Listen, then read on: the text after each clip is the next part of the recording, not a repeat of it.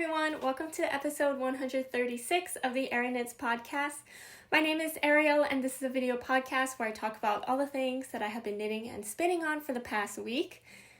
Today it is Saturday, November 22nd, and I have a few things to share with you all.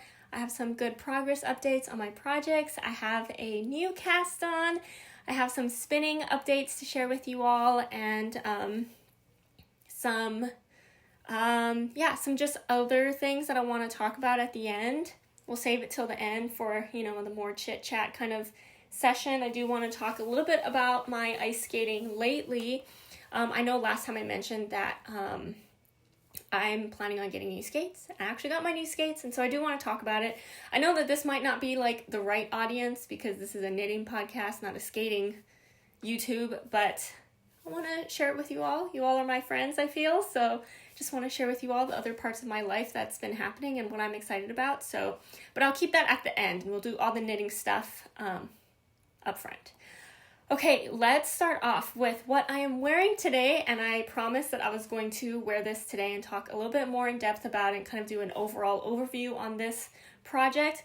This is the Redmond Hoodie by Hanna Maciejewska, and the yarn I used is Woolfolk Tynd color 0, which is this lovely white cream color, and I knit size 1.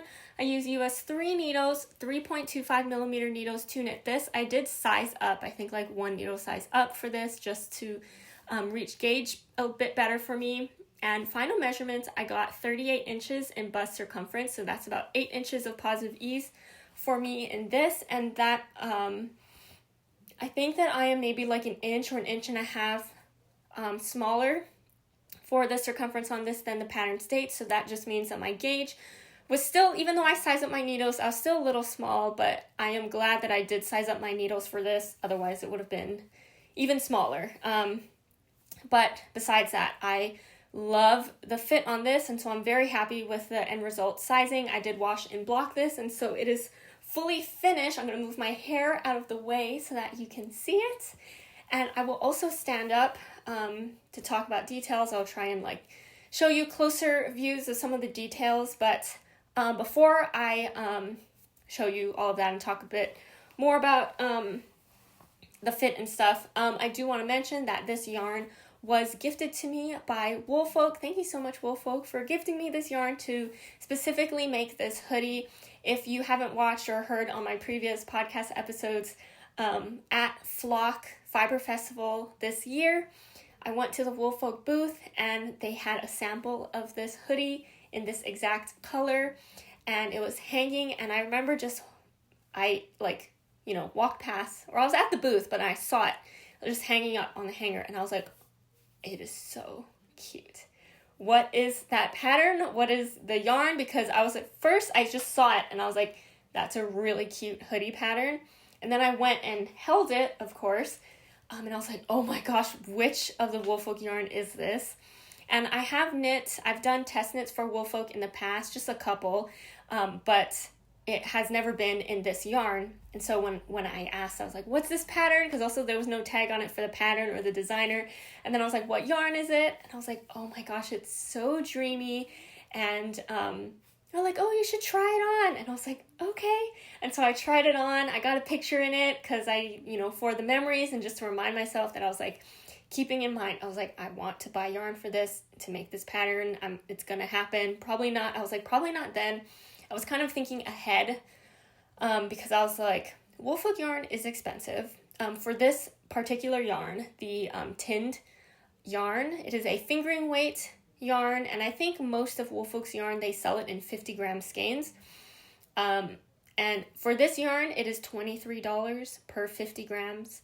And for my size, this is the smallest size 1. I would need 7 skeins of this, so that's 23 times $7 for how much this would cost. And in my mind already, I was like, well, if I go to Rose City Yarn Crawl next year, which is in Oregon, which they don't have sales tax, I was like, maybe I'll buy the yarn then. So I at least won't have to pay the sales tax on the yarn.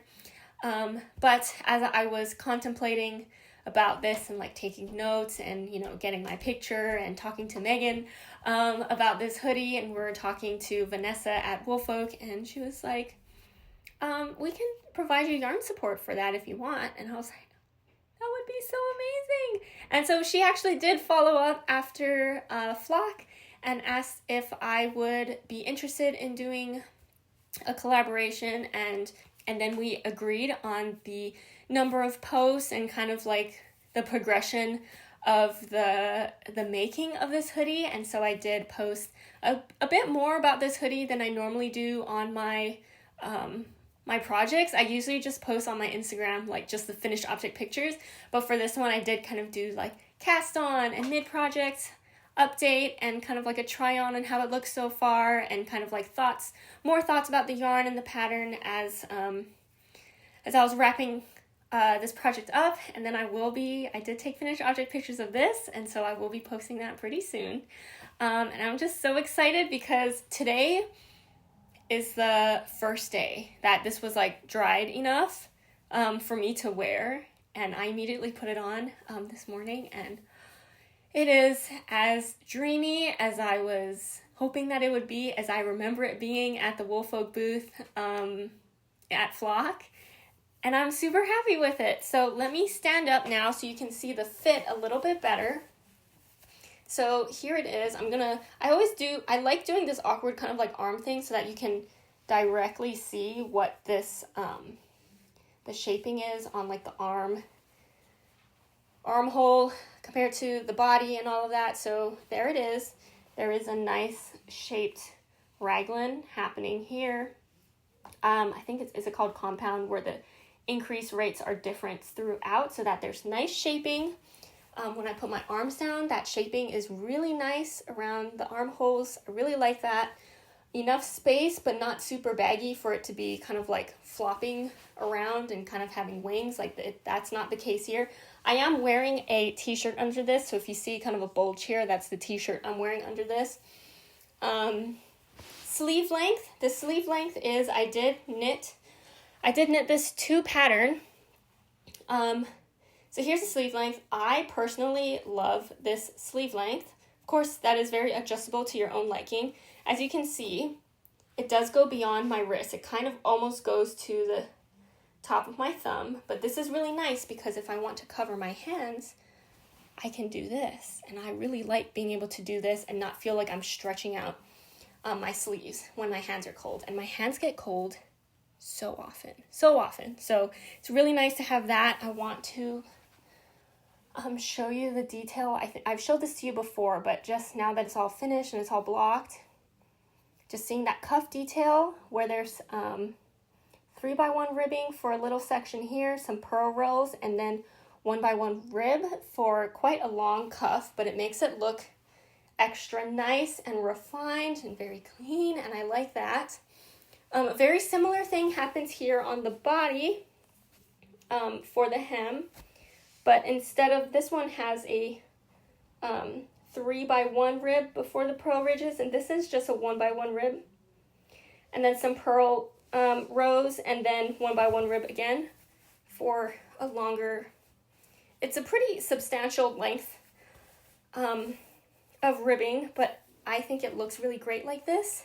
And to have it kind of broken up with those purl rows, I think it just makes it look like extra nice, because the rest of this hoodie is knit in stockinette, and so it's very just like smooth, normal. Like, I don't want to use the word plain because it's a gorgeous looking pattern, but you know, plain stockinette all throughout. And so having these small little details that are also easy to knit, like, you know, it's not some crazy, you know, techniques going on.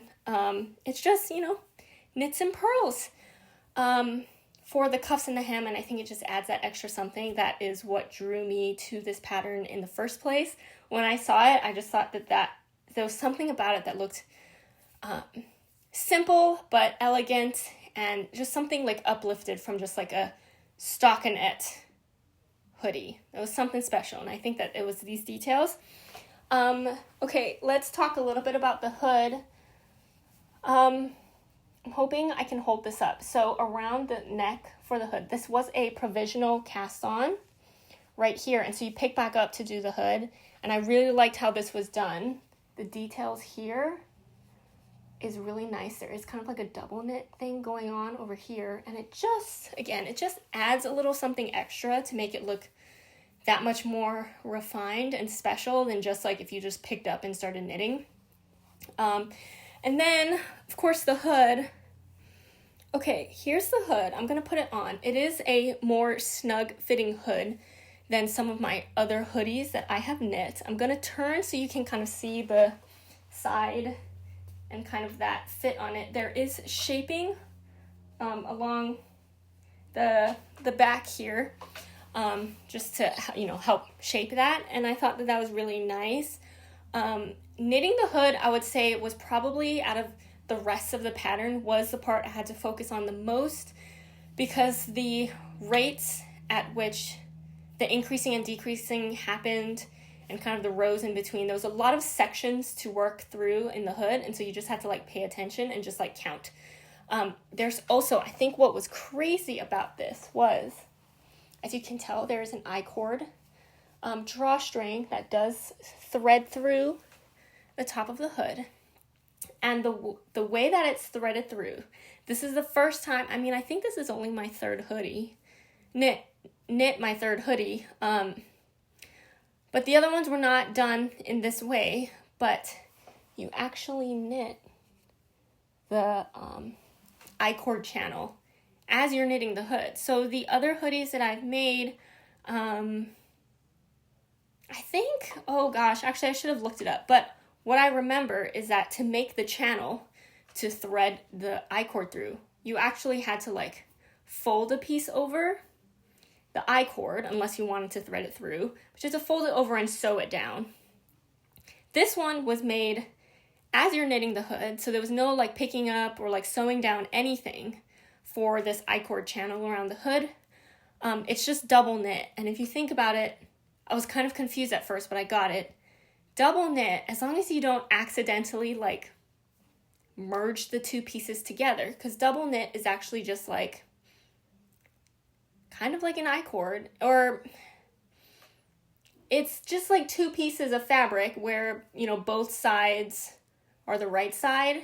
And so if you kind of pulled those two pieces of fabric apart, there is room in there. And so it is a double knit band, but with holes right at the bottom so that you can actually thread your I-cord through. I feel like I tried to explain that concept like 5 different ways, and I hope one of them made sense. But that was a crazy concept to me, and it ended up in a really nice, again, just clean look. There's no, I don't know how close I can show it to you, but it's very clean. You don't see any where where you would sew down kind of like that edge, like on my other hoodies, which again, no one's really looking that close anyway at the inside of your hood. But again, it is just a detail that was very nice and smooth, seamless looking. I will say one thing that I did have to redo, but it wasn't too bad. But if you do make this pattern, would recommend to just pay close attention to is, now this is actually going to be hard for me. I'm going to put the hood back on. Okay, so there is no seam right here, but it is where you join the two pieces that were kind of knit, apart, and then you join them right here at the top with Kitchener stitch. So again, it's seamless. It looks very, and on the other side, right, it just looks like it was all knit in one go. But that also means you have to Kitchener stitch the I-cord section, not the I-cord, the double knit band right at the top. And the first time I did it, I was confused. The pattern does state how to move your stitches around, so that when you Kitchener stitch them, it keeps that double knit channel open. The first time I did it, I closed it at the top. I just twisted them around, and so it wasn't open at the top to thread my I-cord through. Thank goodness I redid that, because it was actually only after I made the I-cord that I realized, I was like, oh, as I was threading it through, I was like, good thing I fixed right at the top there during the double knit section to join, because otherwise I don't think the I-cord would fit through. So that is one tip I would keep in mind as you make this pattern, if you decide to make it. I would recommend. It is very nice. And then I'm trying to think what else. I mean, again, today's my first day fully wearing this, and it is now towards the end part of the afternoon, and so I have had good number of hours wearing this. And as I mentioned before, this yarn is quite expensive. Again, this yarn, the Tynd yarn line from Woolfolk, is $23 for 50 grams of yarn, and I did need 7 skeins of this. I only broke into the 7th skein, maybe like 10 grams of it. But I will say that the yarn feels absolutely amazing. If you do have a chance to go and touch some Woolfolk yarn in person, I would highly recommend it, especially if you're planning on spending that much money for Woolfolk yarn. I feel like it's really nice to go and touch it before actually going to buy it.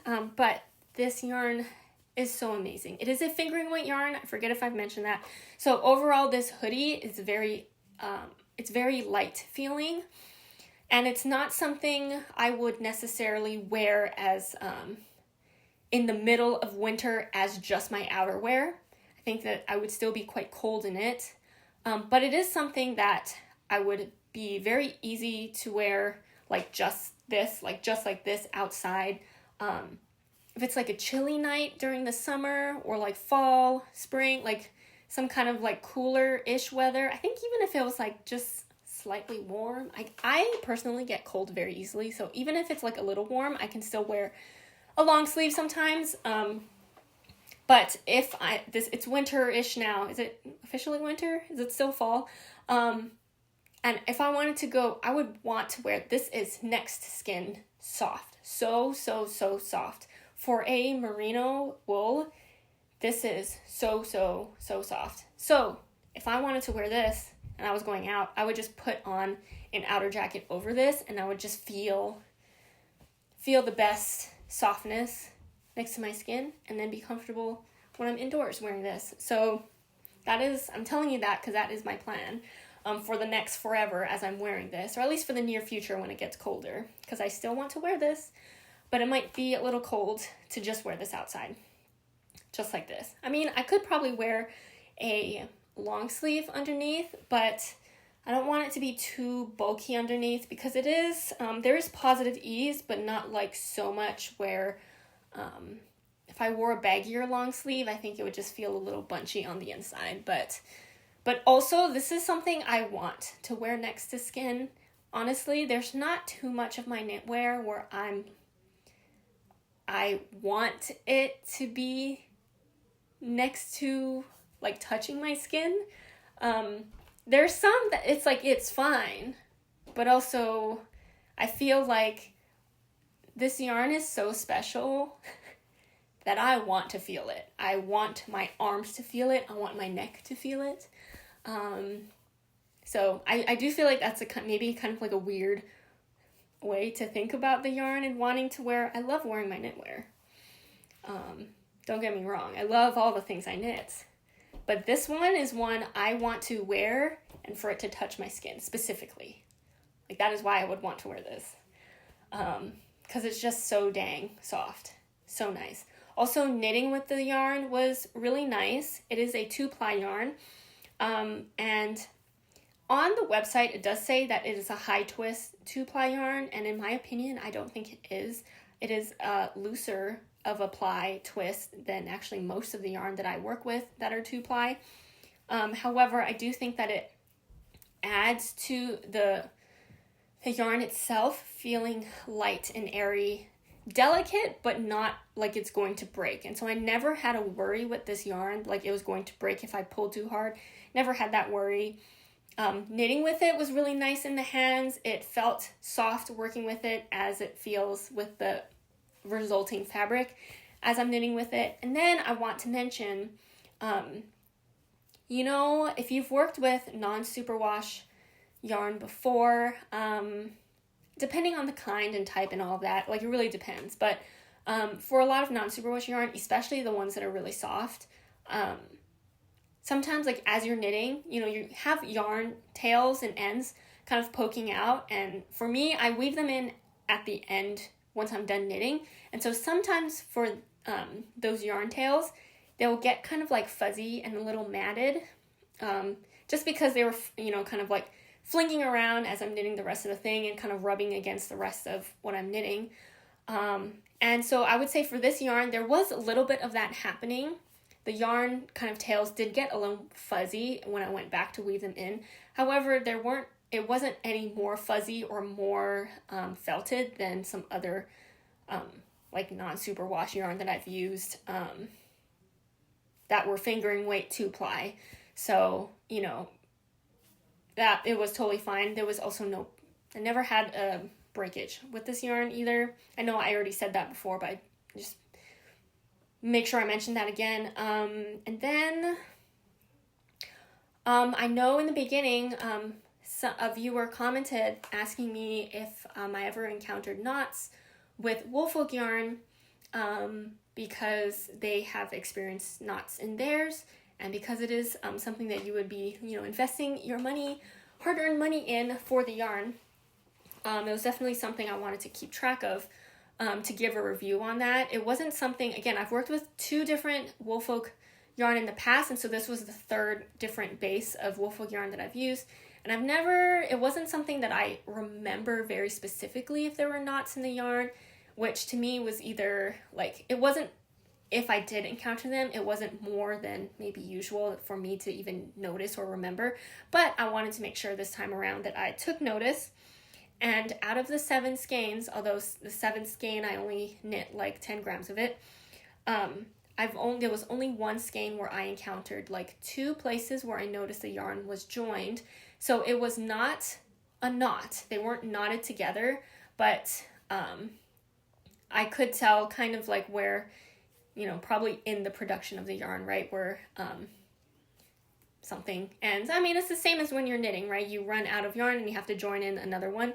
I did notice twice in one skein where it was connected, but it looked like it was kind of just like felted together, so it was not a knot, just kind of like joined together. So it was just like a little more plump in that section, but that was kind of it. Not enough for me to cut the yarn and rejoin to get rid of it. I just kept it in the knit garment, and I don't think that I could probably find where it was. I think that it was in a sleeve. I don't think I could find where those pieces were.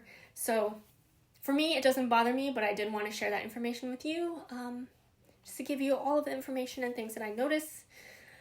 But yeah, that is the hoodie. And I know that that was a very long what I'm wearing, but again, this was a gifted yarn from Woolfolk for me to make this hoodie, and I wanted to give a thorough review on it. And I know I was talking about it pretty much every week as I've been working on it, but I did want to kind of just give a entire wrap-up section of this video as I'm wearing it for the first time for you all to see for my review on it. And I'm so happy that, you know, from the time that I saw it at Flock till now, like, it's just been a few months since I saw it and wanted it, and now I have it, and it's all knit, and I can wear it and just be like super nice and cozy and comfortable in it.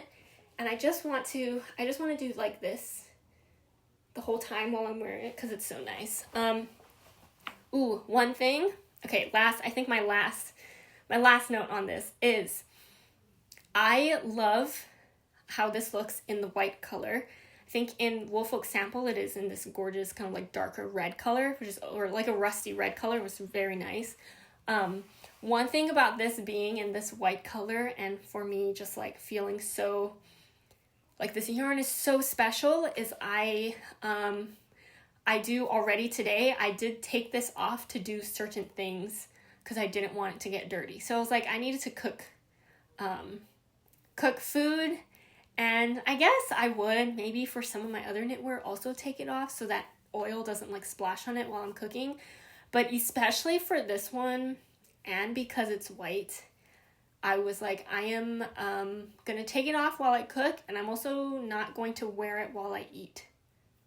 food, especially if the food has potential of like color splashing. So if it was like a tomato sauce, absolutely not.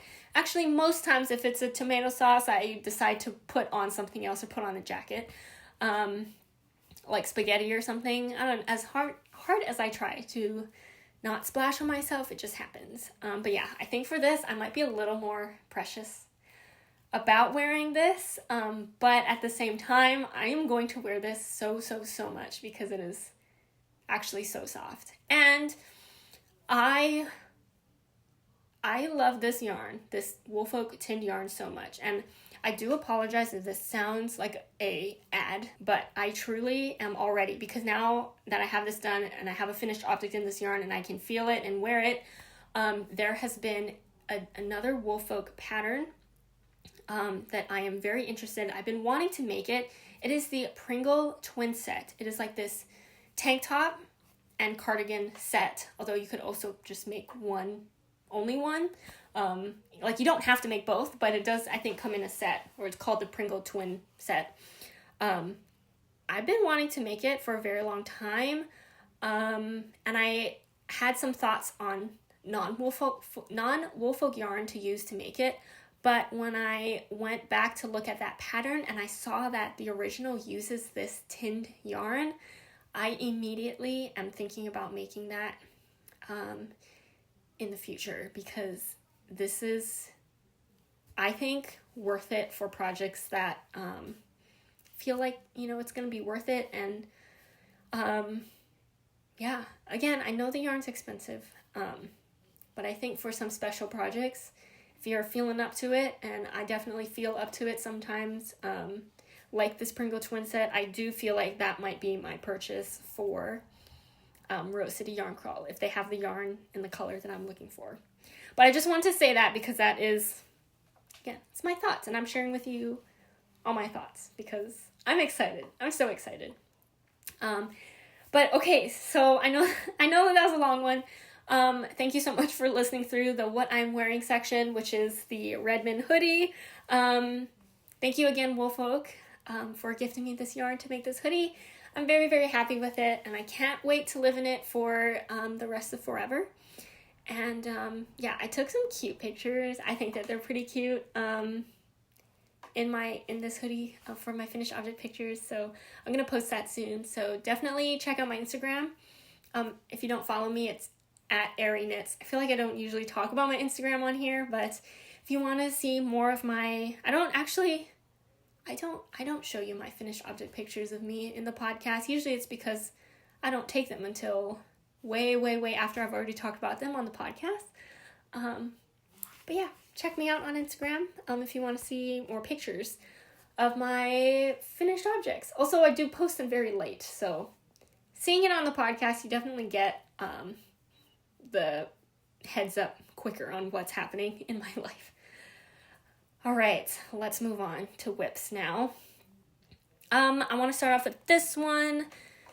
This is my Fleur Tee by Woolbird. This is Fleur Tee number 3 for me. I am using Sewrella cotton linen wool in the colorway Daunt Books, and I'm knitting size 2. This one is for my sister, and I'm using US 1.5 needles, which is 2.5 millimeter needles. Same needles as I've knit for the other 2. And let's hold it up. Hold it up. This is the back. I have finished the back. Here's the front. You can see I've yet to attach yarn again for the front, but here's my stitch marker. This is where I was last time. So I've knit way more of the body, enough to get to the front and back split. Finished the back just this morning. And then I was like, well, again, it's nice when I'm not attached to yarn to talk about the projects on podcasts, because it's just way easier to hold stuff up and not get tangled. And so that's where I stopped for this week.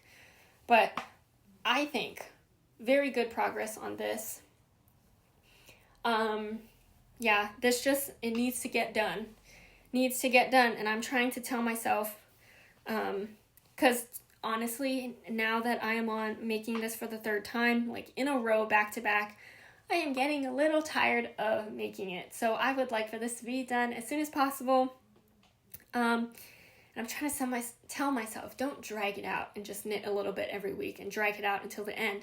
I should just work on this, finish it, so that I feel like I have more room to cast on new things before the end of the year.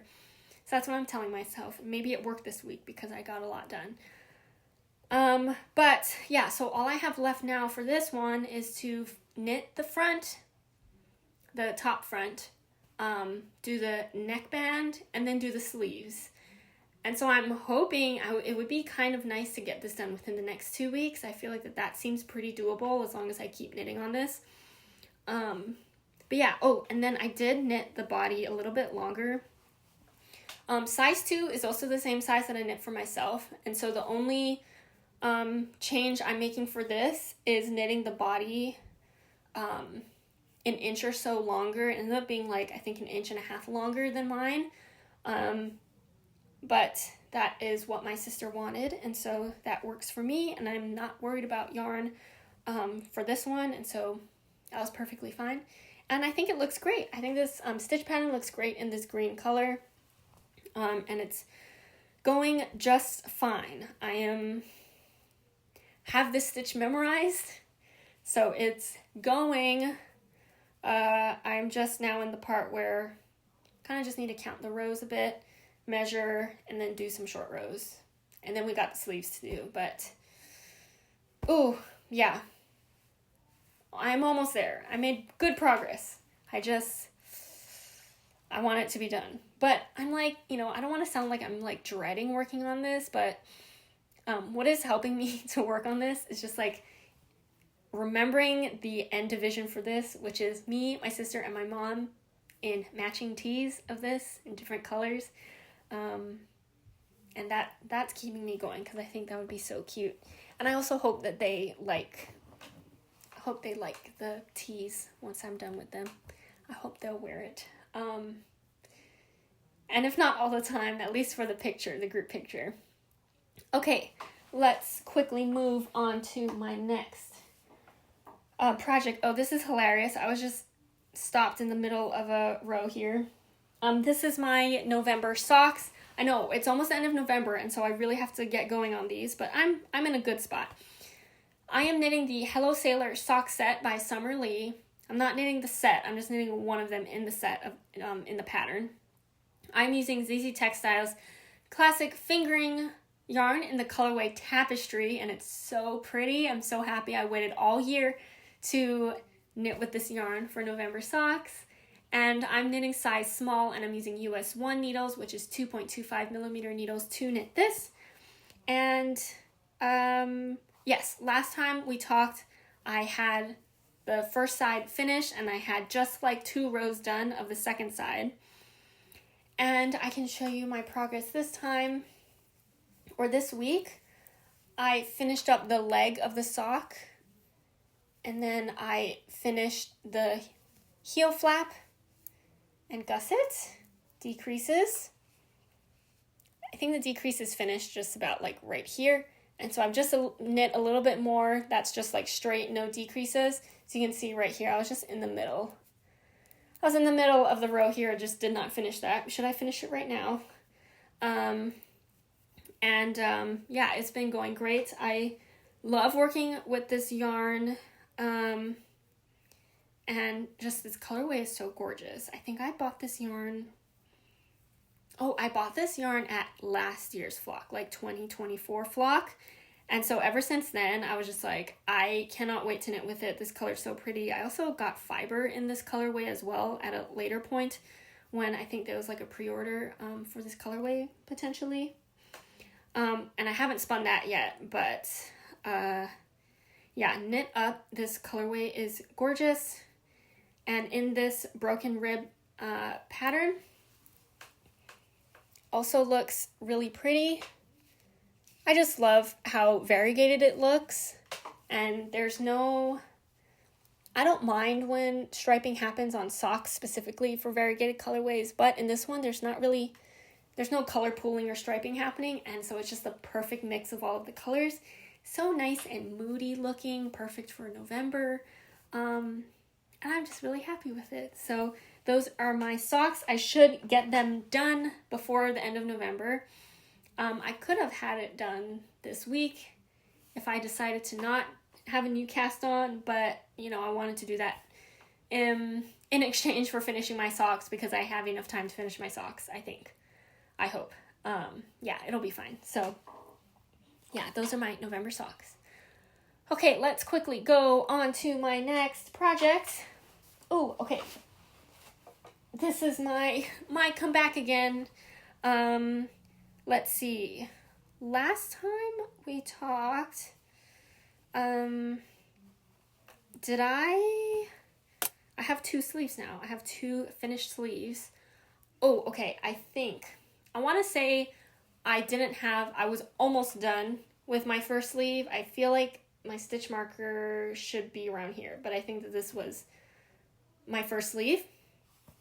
And then I finished the second sleeve. So now I have 2 finished sleeves, which is great. One weird thing that happened was I think my gauge changed it was funny because I specifically remember saying in the podcast last week that I wanted to finish the sleeves pretty quickly, close to each other, so that I don't have to worry about my gauge changing, in between if you stop working on a project. But I finished the second sleeve this week and my gauge was already different than the first sleeve. And so lengthwise, so I counted the number of, I'm pretty sure the stitch marker is where like my last increase was for the sleeve, because these are worked from the cuff up. And so I counted the rows to make sure that I, do the same number of rounds for the second sleeve. However, I was also taking a look at, I've had the counting of rounds burn me before in, I think, socks and sleeves, but definitely one time for sleeves, where I knit the same number of rows, but my gauge was off, and so one sleeve was longer than the other. So I did check length just compared to each other, and I was like, oh, I cannot knit the same number of rows. My gauge on the second sleeve was looser. Maybe I was more relaxed. Maybe I was stressed, tense the first sleeve, then I was more relaxed on the second one. And so my gauge was a little bit bigger. I feel like width doesn't look all that different between them. However, length definitely was a little different. And so I had to, I think it was like 8 rows. Yeah, 8. I was 8 rounds short for the same number of row count, but the length looks same. So I'm going with how it looks lengthwise. And so that's that. So the sleeves are done. They're on hold right now because this is a cardigan that is worked bottom up. And I'm trying to think, have I knit a cardigan raglan bottom up before? I know I've knit sweaters like that, but I don't think I've knit a cardigan like that. And then I did, because I was so excited and I felt so much energy to work on this Comebackigan. I did cast on the body, and so I also finished the 1x1 rib hem on it. So here's what I have on the body. Ooh, the 1x1 rib hem is quite long. I was kind of shocked. I was like, really? Is it really that long? I think it might be 3-4 inches. I think it looks like 3 inches. It looks long. And I did work a little bit of the actual stitch pattern after, but the ribbing stops like right there. Do you see it? It's this long, the ribbing. So it's a lot of 1x1 rib to do.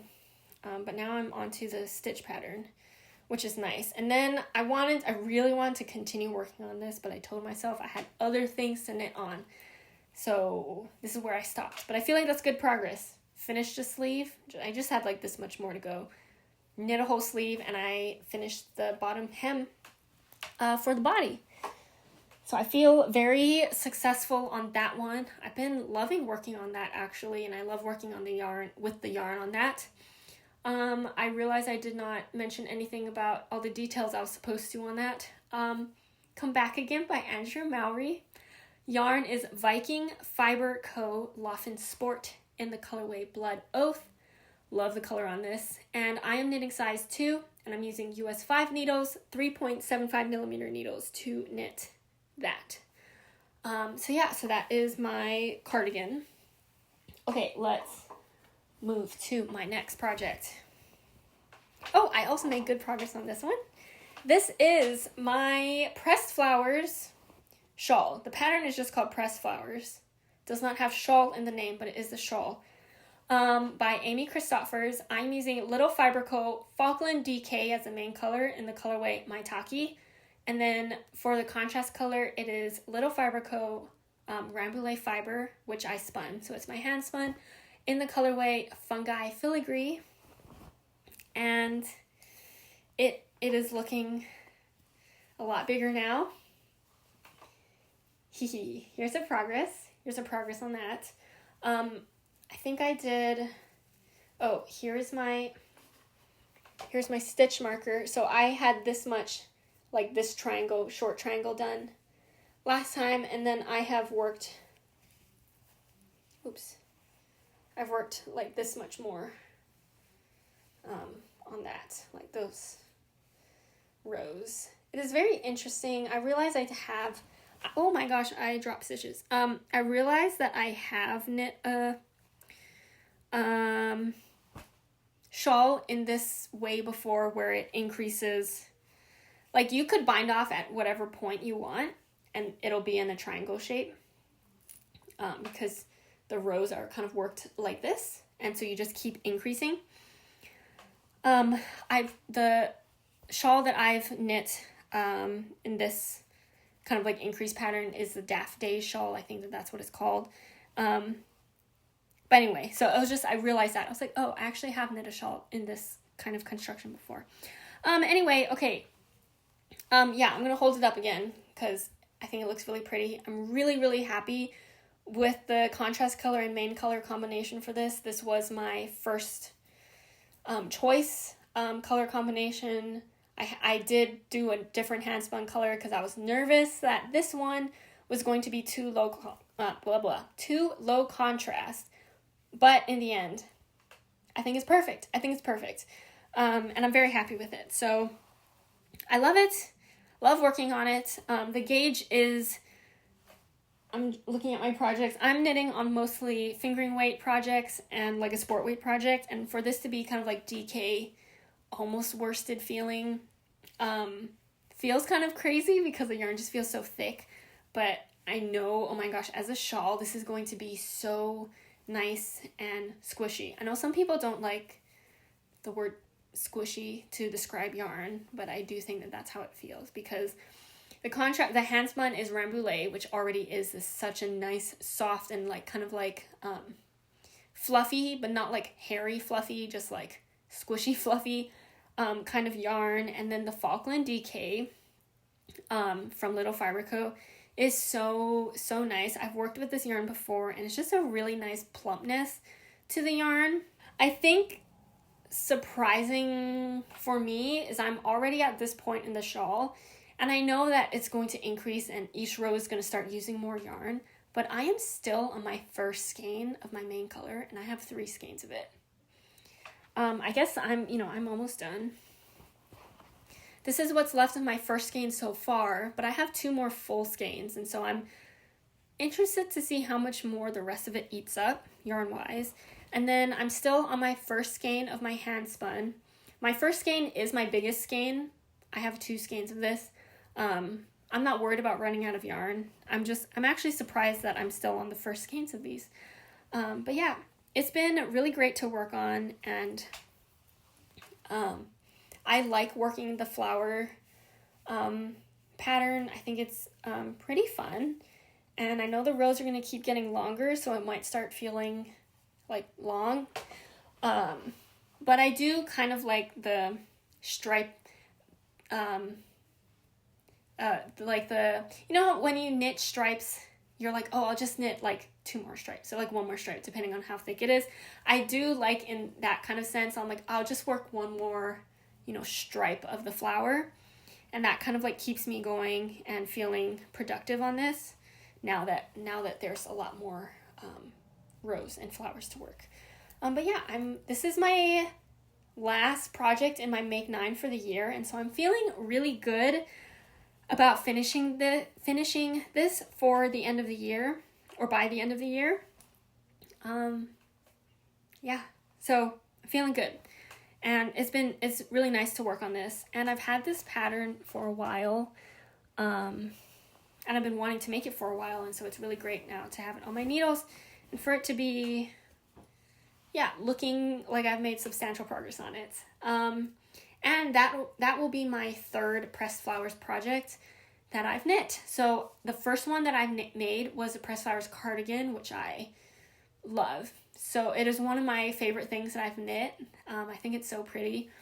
And then the second one was earlier this year. I made the pressed flowers socks, which I was nervous about, but it was actually totally fine to knit. I thought it was going to feel tedious because it's socks and small circumference, but it really was actually quite fine. And then, 3rd is the shawl. And I feel like the shawl is the one, was that the first pressed flowers thing to come out? Like, I feel like a lot of people have made the shawl, and I'm excited to have the shawl for myself and to have it in, all of my pressed flowers things are in a bit of a different color from each other, and so I'm really happy with kind of like that variety in the colors, even though it's like a similar stitch pattern, or the same stitch pattern, right? But it's just in different projects. So I think that is pretty fun. Okay, and then I'm just checking, because I was like, the next thing on my list is my new cast on. I just wanted to make sure that was it. Didn't have other projects. Okay, let me show you my new cast on. It is the Bam Bam Bow by Anne Ventzel, and I am using Little Fiber Coat Cashmere Fingering Base in the colorway Gleam, and I'm knitting the adult size. There's also a child size, and I'm using US 2 needles, 2.75 millimeter needles to knit this. My needle size is 1 size bigger because my US 1.5 needles is on my Fleur Tee. And that's the only size needle I have. They're not interchangeable, and so I can't just take the needles off. And also, it is a project that I need to always be working on, and so I didn't want to take the needles off. So I went up a needle size. I was like, I'm not worried about running out of yarn. It'll be fine. And I think it will be fine. Also, my friend and viewer of the podcast, Sophia, is the one who mentioned this pattern to me, and when I saw it, I immediately was like, yes, I want to make it. So I've been wanting to make it for some time, actually. And she reminded me about it again. And I was like, I know, I want to make it. And I actually started this, I cast this on yesterday. And I worked on it a whole bunch last night. And I worked on it a whole bunch this morning. So I could get it to a state where it actually kind of like looked like something. So I'm halfway done with it. This is what I have so far. And then, actually, let's talk about the yarn first before I talk more about the pattern. Let me hold up the skein because I want you to see how pretty this color is. I got this yarn from Flock this year. It is 100% cashmere. It's 4-ply, 50-gram skein. That's why it looks so small. 185 yards. Fingering weight. This thing is so soft. So soft. And it's gorgeous. Look at all of the pastel colors in there. It's so pretty and so me. So I did get 2 skeins of this. At the time, I had no idea what I was going to make with it. But I felt like, I'll say because it's 100% cashmere. So these things are pricey. I forget how much it was, but I think it might have been like $30 for a 50-gram skein. But I knew I wanted to make some kind of scarf because I feel like, again, just like my Redmond hoodie where it's so soft that like I want it to be touching my skin. I feel like for these cashmere things, I was like, I want it to be a scarf so that it can be around my neck. And then here is it caked up. And so this is what I have. This is actually half of the skein. This is 25 grams. So I actually thought I would maybe go into the second skein, and I actually might to finish this thing. But it's possible that my gauge is actually a little big. So if my gauge was actually on gauge, I probably could have just made one of these, the adult size of these, with one skein of this. And so if you're looking for if you want, to get one special skein of this base or something, or any other kind of like cashmere or special base, maybe it could work with one skein if you measure and you're like careful about it. Okay, here's what I have. So this, and I'm pretty sure I put up a picture on either side of me of what this actually looks like. But I didn't even know, this is worked from the middle of the scarf like this. And so it's going to be symmetrical on the other side. I just knit exactly the same as this. But it is garter stitch with slip stitches, 2 slip stitches at the edge. And then there is a part right here where it's all stockinette stitch.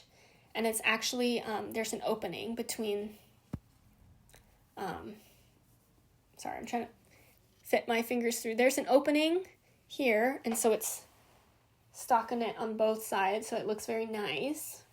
It's like the right sides are on both sides of this, and then you come back out here, and then you do some decreases to have this really cute kind of like point here. And then, so when this is done, it'll actually wrap around the front here like this, and then the other part, when I'm done with it, will fit through this hole here, and then so it'll be connected and tied, and it'll kind of look like a little bow in the front. It is the cutest thing, and I think it's so pretty in this colorway, and it's perfect for right now because I want to wear a scarf because it's cold.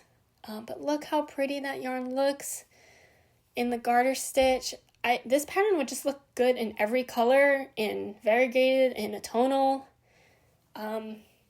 Just so cute. So perfect. So I'm going to, and as far as my gauge, I think it actually looks fine. But when I measured the width of this, I am like 1 inch too big.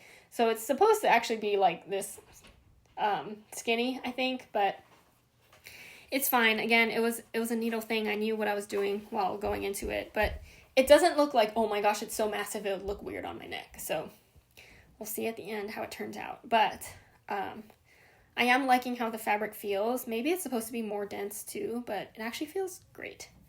I like it. It's so soft. It feels really nice. Color is so cute. It's so cute. I love it. I can't wait for it to be done.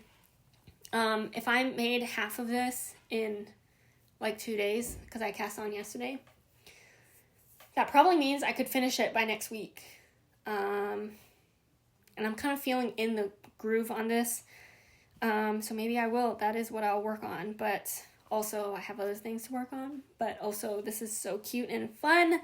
And I want to wear it immediately. So we'll see. I do, because this is 25 grams and a whole skein is 50 grams. I have this feeling that I will probably just need to break into my second skein, just like super little bit, just to finish it off, which is fine. And then probably what I'll do is I will, with the rest of it, maybe I'll make it again as a gift for someone or something. And I'll just, once I think I know, how the pattern is structured and how to make it, maybe I'll just cast on a little less stitches so that it'll be a little skinnier and actually like, to the width that it's supposed to be. So that I don't have to go down needle size or knit any tighter. And then for me to be able to use up the whole rest of the skein. But yeah, I'm thinking way ahead right now, but it's so soft. Even just like it like this, it's so soft. It's so drapey. It's gorgeous. Love.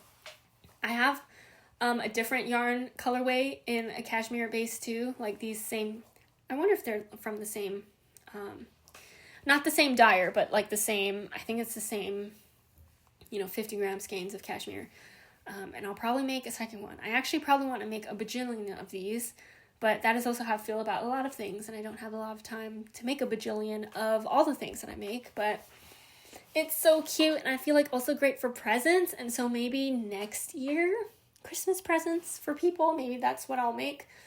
Not all in cashmere though, probably in a different yarn, but for me and some special people, they'll get the cashmere ones. I don't have that much cashmere yarn in stash anyway, so. Oh, but yeah, that one was an exciting new cast on for this week, and I'm very happy with it. Okay, let's move on to my spinning. Okay, I did have a finished spin this week, but yeah, okay, wait, let me start with that one. Okay, I finished my gray CVM spin. Ta-da! They're not washed or thwacked or whatever. So these literally just came off of the bobbins today, and I wound them up and put them in skeins so you can see them. But they are so nice, and I'm so happy with them. I did ply them last night. This is the gray CVM fiber that I got from Northwest Yarns. I got this when I bought my wheel, and so it's been a couple years.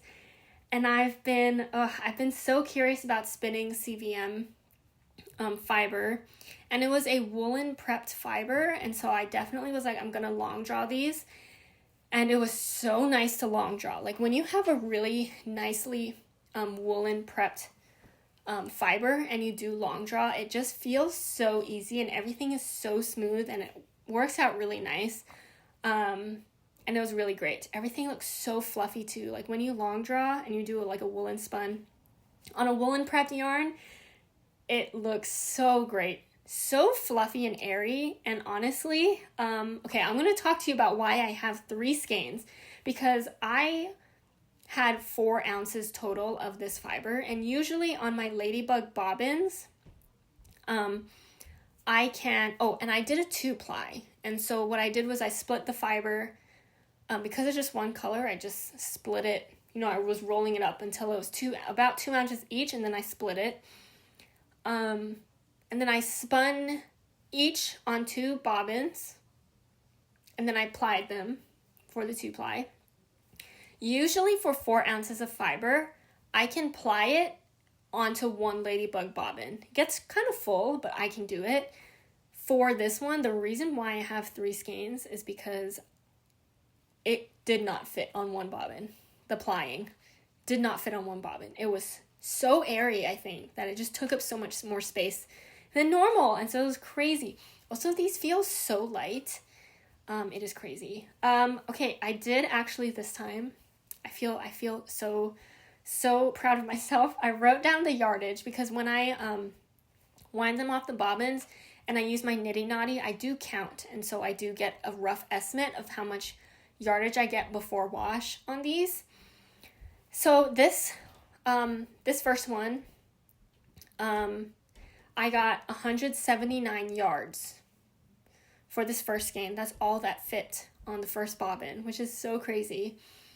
So that's this one. It looks so cute. Maybe I can hold it. Let me try and focus the camera here so you can see it. I think it looks great. I'm so happy. I'm very proud of this spin. And I'll talk about some things I did very consciously for the spin. But so this first one, 179 yards. And then for the second, so then I had to go onto another bobbin and ply some more. And then this is 147 yards. And then at that point, I stopped. You can tell it is smaller than this one, because at some point I had to stop because then I ran out of one of my bobbins. And I guess I didn't, either I didn't spin very evenly across the 2 singles, or I just split the fiber not very evenly. But then this one is my leftover skein, so then I had to with my leftover bobbin of singles, I had to wind it up into a center pull ball and then do a 2-ply out of that, pulling from the center and the outside of the ball. And this is like kind of a lot. This is 95 yards.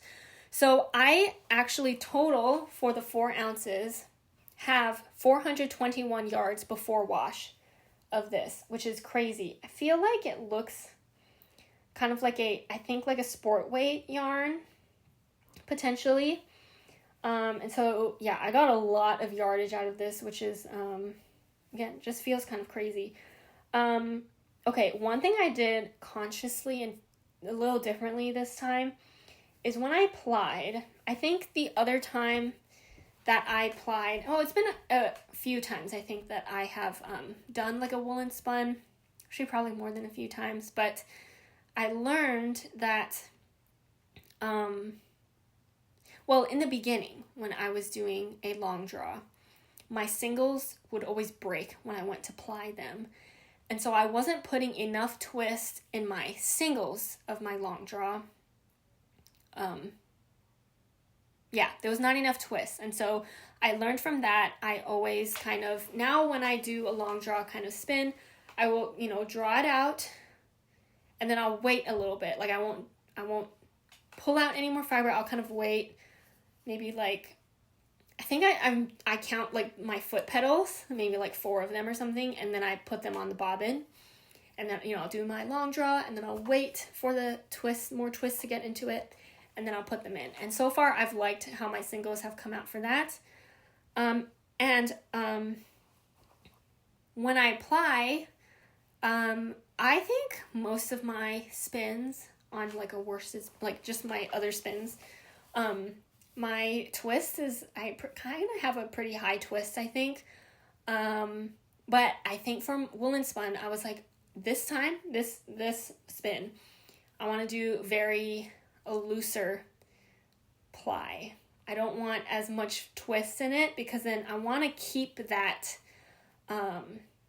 loftiness and that airiness and the floof in the woolen spun. And so I was like, maybe I need to ply, just put less twist in it for the plying.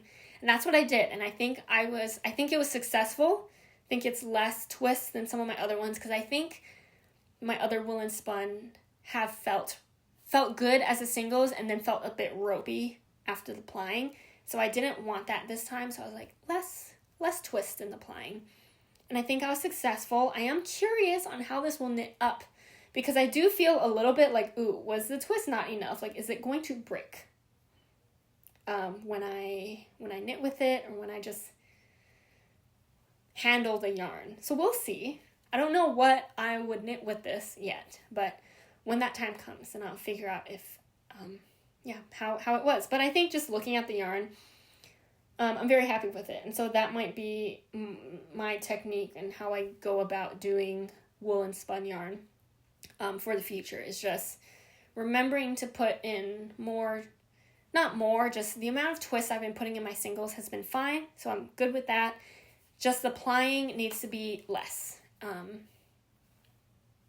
here's the result of that. I'm very happy with it.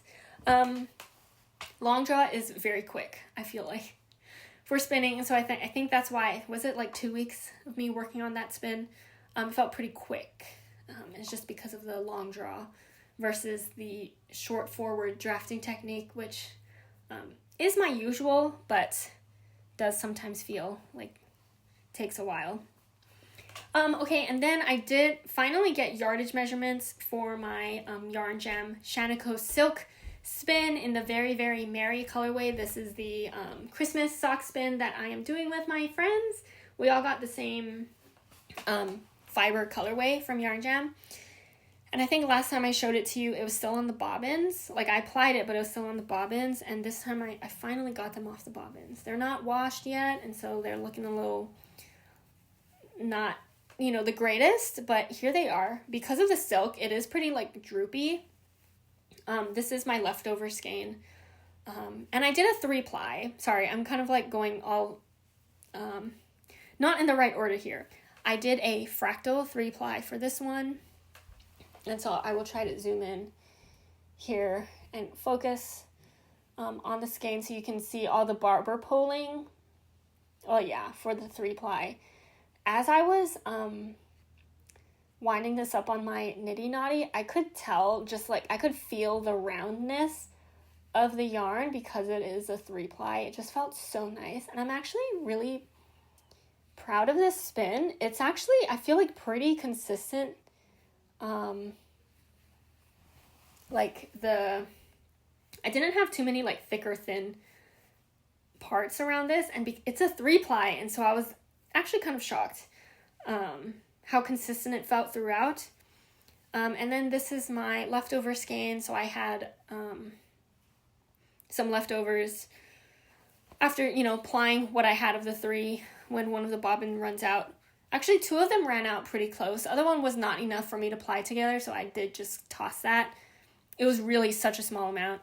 But the other one had a pretty substantial amount, and so I did a chain ply so that I would get a similar thickness to the yarn as a 3-ply. And you can tell you can just tell the different coloring, where you do a fractal and you get lots of barber pulling versus when you chain ply and you get a lot of you can tell it's going to end up being very stripy if you knit with it. Longer color strands and less of the different color strands being next to each other. All 3 of the plies are like the same color at the same time, pretty much. But yeah, okay, and then I did count yardage and put it in my notes this time. So I got 314 yards for this main skein, and then I got 79 yards for this, and so total 393 yards before washing for this spin. So I was really trying hard to get, because these are going to be for socks, I was trying really hard to get a fingering weight. I do think this is more of a sport weight, but it was a consistent sport weight, and so I'm not mad about it. It's not as thick. I think my last year's Christmas sock spin was thicker than this, and so I did end up being thinner, because last year was also a 3-ply. Actually, I think it was a chain ply. So I'm thinner, just not quite thin enough, I think, for it to be a fingering weight, but it'll be okay. But yeah, so that's that. It's a very happy looking skein, and I do think it looks pretty Christmassy. Okay, I did want to, that's all for the knitting and the spinning. But while I'm on the topic about Yarn Jam, Trisha from Yarn Jam just posted on her Instagram today that she is bringing back the podcaster collection for a 24-hour pre-order on Small Business Saturday, which is November 29. So that's in 1 week. Starting at 6 a.m. Eastern time, but it'll be a pre-order open for 24 hours to get some podcaster collection fiber. And if you don't know what that is, 1 year ago, Trisha from Yarn Jam reached out to a few of her favorite podcasters on YouTube who also spin, and asked if we wanted to do a collaboration with her. She would make a fiber colorway that kind of matched each of us and our favorite colors or what we wanted, and then she would have it out as a collection, and I was part of that collection along with, actually, I knew everyone in the collection who had colorways named after them, and so that was really fun. And I did do a big order for myself from that collection last year, and I also spun my colorway first, and then knit it up and all of that. Oh, I should bring out the colorways. Okay, I really quickly went to actually grab the fiber because I do have some on hand. Okay, so I do have an untouched arieknits colorway. Arieknits as in me. This is my colorway from the collection. This is 100% Shaniko wool, and as you know, Shaniko is like my actual favorite fiber to spin with and to knit with. It is great. So if you like these light pastel colors, pink, some gold, and some bluey greens, this colorway is calling out to you. Yeah, so you can get yourself one of these. Here it is on the confetti tweed base. I should have checked. I wonder what bases she's covering them in, but I think she usually has this base. So this is confetti tweed. It does have, it's confetti tweed because there's different colors. I know, sorry, it's in a bag. But, oh, here you go. So it's tweed, but different colors, so like red, blue, and green tweed bits in there, and I think it looks really cute. In all the colorways that are available, but these are in the arieknits colorway that I have. And then if you're looking for how it looks knit up, I did use it as a contrast color for the framed sweater, which is a pattern by Andrea Mowry. So you can see in the contrast color, this is how it kind of knits up. You can see just the subtle changes of color from like the blue, the pink, the gold up here. I think it's really nice.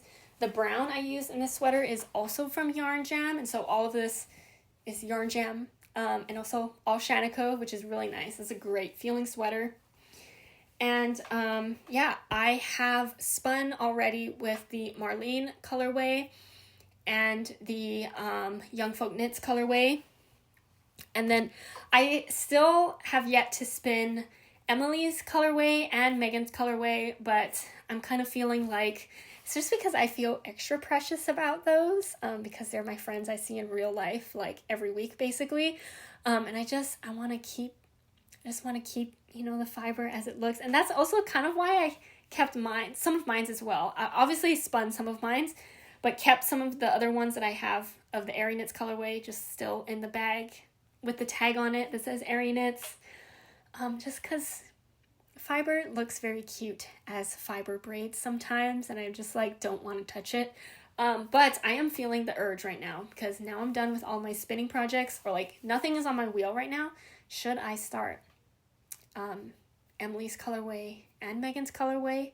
Obviously not at the same time, but maybe those two. Should I try and finish those two before the end of the year so that I have a full podcaster collection spin? Yes, maybe that is what I should do.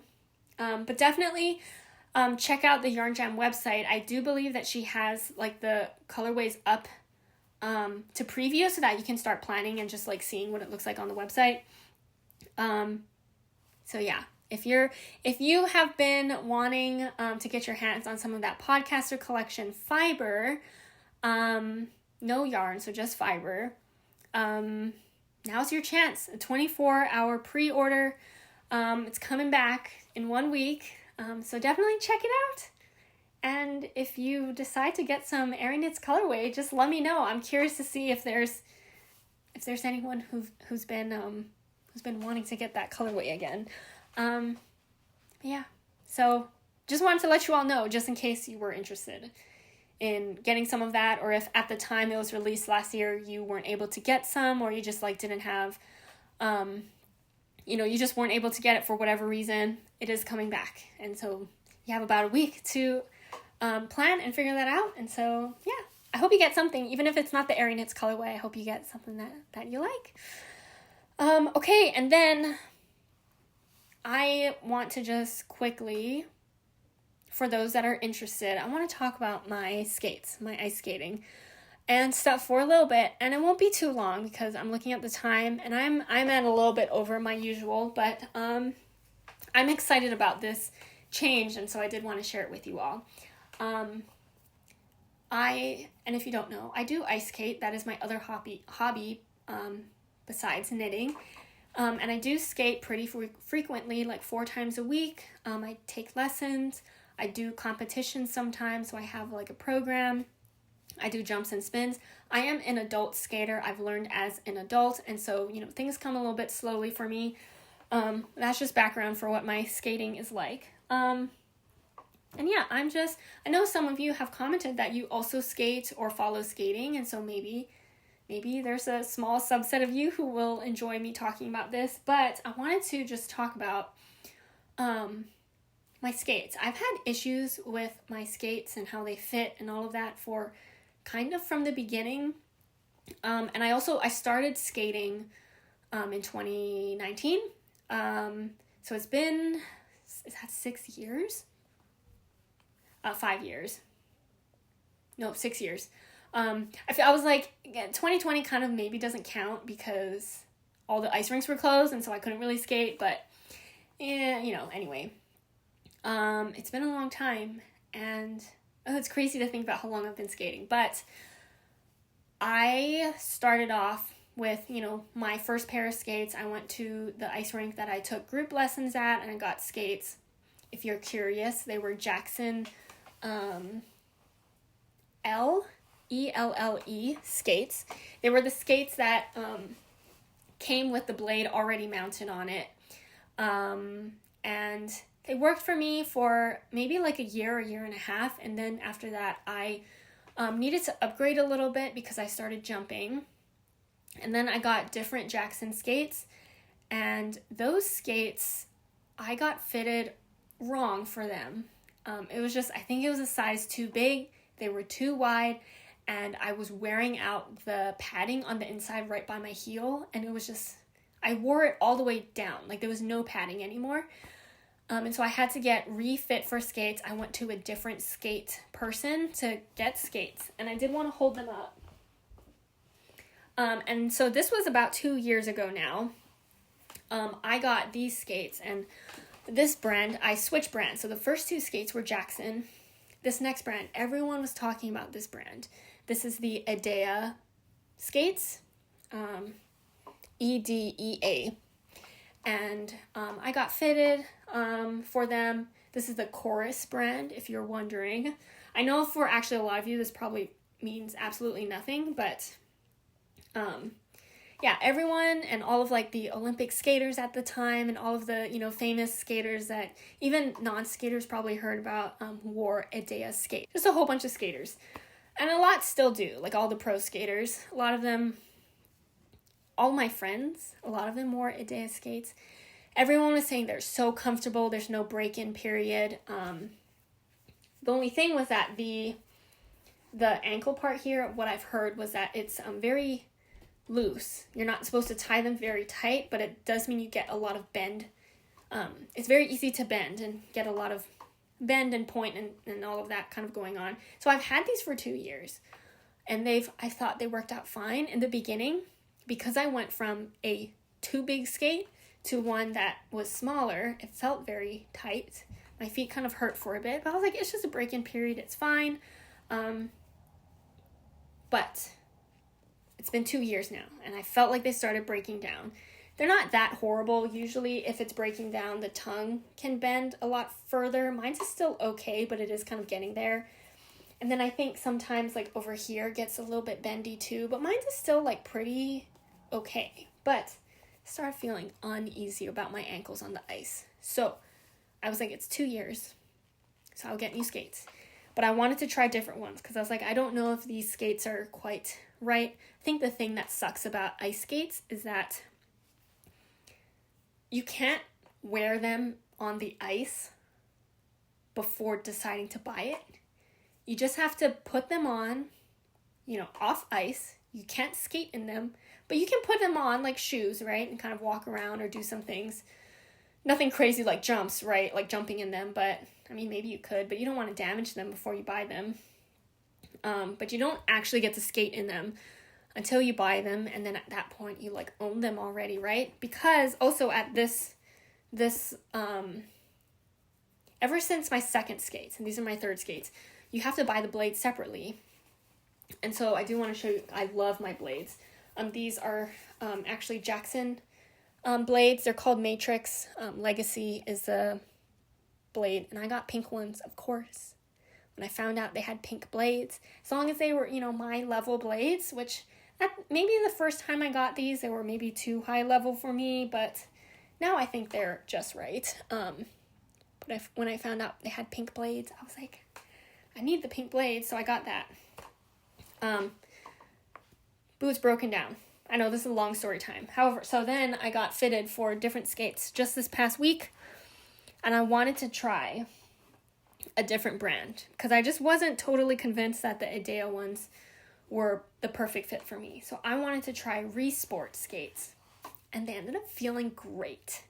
They felt like they fit my foot and like my arch, just like super nice. Everything just felt really nice and snug, and I'm very happy with it. I tried 2 different models of Resport skates, but I ended up getting the Royal Pro skate. And I know, again, that kind of means nothing. And also it's hard for me to remember which line of skate from the brand that I get. But I think these are so pretty. They're so pretty. There's this stitching. I just want to show you. There's these like circular stitching things on the side that I think is so pretty. There's like little jewels on the side here too. And I also did end up, these blades look familiar to you. My plan was, because you have to buy the blades separately, I wanted to just move my blades over from my old skates to my new ones. However, different brands, even though they have like sizing, your foot doesn't change. Your foot size doesn't change between brands, but the brands kind of like change. I needed a different size blade to fit these new ones, but thankfully I already had these blades on my second skates before these. I had to get shorter ones, so I went from a long blade to a short one, back to my longer one, and it's longer by half an inch. And I wanted to just show you all, because I do have them. Okay, if I hold them up like this, they're right next. Do you see how much longer it is at the bottom? I'll hold it back so you can actually see. I'm not lying. Look how much longer it is at the bottom here. It's crazy. And maybe to non-skaters that seems like not that big of a deal, but it felt, so I skated in my new skates for the first time on Friday, and I felt like I went back to my first day on the ice. I felt like I could not skate. The blades felt so long. The boots felt so stiff because if you look, there's so much padding. This is so stiff. I cannot even like move this. So bending was like crazy. I felt like I couldn't bend. Like everything felt really nice and cushioned, but I do have to actually break these in, unlike the Andrea skates. And so it felt so crazy the first day on ice. But after maybe like 45 minutes, things started to feel okay and I could like try some things. I did a lot of edges. I did some jumps just to like see how the jumping was feeling, and they felt really weird, but I got some jumps in. Spins felt surprisingly okay. I thought that they would feel extremely wobbly like the first when I moved to my Andrea skates, but they actually felt okay, and so I'm feeling confident on my skate change. Feeling confident. I think this is the right move for me, and I do feel like the ankle support is a lot better in these for my own personal taste. I just like can't believe I was in my other skates for 2 years. But skates are expensive, and so I want my skates to last at least 2 years if I can. So, but I felt like it was in a right time to like try and explore a different skate that will fit my foot better. My feet started hurting actually in my previous skates too. My ankle bone started hurting, and so I was like, I think it might just be time. So yeah, I know that was kind of a long story, and it probably didn't make sense to a lot of you, but if you made it this far, thank you so much for watching. I am just really excited and looking forward to breaking in these skates and feeling more comfortable in these skates, because I think in the long run, this is going to be the right move for me. I think things are going to feel a lot better. Already, I felt like I was skating faster in these. Some of my spins also felt actually really great, and I'm hoping that my jumps felt very unstable, but I'm hoping that they will feel even more stable. I think I get more of a toe point in these skates than my other ones too, and so maybe that'll help with like my lift off for some of my jumps. And yeah, I'm overall just like had a positive first day experience with these, and I'm hoping it just gets better from there. It also like helps that they look really pretty. You know, I love a pretty looking skate, and one that actually fits my foot. It's great. So yeah, I just want to share it with you all because I feel like you're all my friends, and even though it's not knitting, skating is also part of my life, and so this is a cool, exciting change for me, and I want to share it with you all. Yay. Okay. Thank you so much for listening and watching. I hope that you enjoyed the knitting and ice skating content here. Yeah, I actually, okay, speaking of skating, it kind of works out because I do hope that I can wear this hoodie out for skating at some point. I'm actually thinking maybe in January. I'll have like a friend skate time. I'm hoping that it'll work out with everyone. But if I go skating with my friends, I will definitely wear this hoodie out because I think this would be too warm for me to wear during my actual training days. But if I go out with friends to skate for fun, this will be, I think, a great cover up to wear. But yeah, okay. I know that this episode was a bit all over the place, but I hope you enjoyed it. I hope you have a great end of November. I know next week is Thanksgiving weekend. Well, Thursday's Thanksgiving. Friday, I have off. I have work off Thursday and Friday, so I'm hoping to get a lot of knitting done. But yeah, I should be able to record next Saturday as usual, and so I'm hoping to have some exciting updates for you all.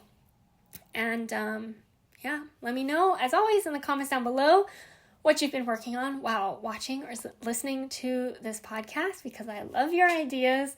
And as you can see, with like my Bam Bam bow scarf, if there's a pattern that some of you all recommend for me, it's definitely kind of gets in my list to knit sometimes. And so I always really appreciate that.